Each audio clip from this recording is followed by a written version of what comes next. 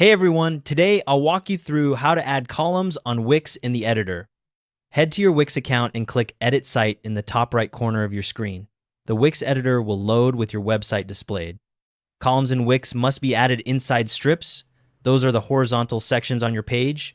Click on a strip to select it. You'll see it highlight with a toolbar at the top. If you don't have a strip yet, click the plus button on the left-hand side, go to Layout Tools, and select Strip to add a new one.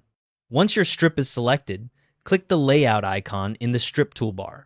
When the Strip Layout panel opens, you'll see an Add Column button. Click it. Your strip will now be divided into 2 columns.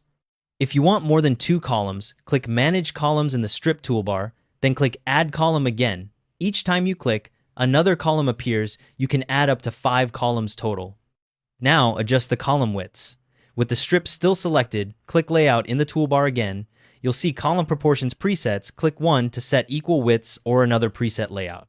If you want custom widths, click Customize Proportions and drag the dividers between columns to adjust the spacing manually. Keep in mind that if you have 5 columns, they'll always be distributed equally. You can't customize those proportions. Now add content. Click the plus button on the left to open the Add Elements panel, then drag elements like text, images, or buttons onto your columns. When you drop an element into a column, you'll see an Attach to Column message pop up. Make sure your element is smaller than the column. If it's too big, resize it so it fits properly. If you want to customize the background of a column, click directly on the column. A toolbar appears with a Change Background button. Click that and choose from Color, Image, Video, or AI-generated image options. Click Mobile View in the top menu bar to preview how your columns look on smaller screens. Columns stack vertically on mobile, so check the spacing and alignment. Hide any non-essential elements if needed. Once you've built a column layout save it so you can reuse it on other pages.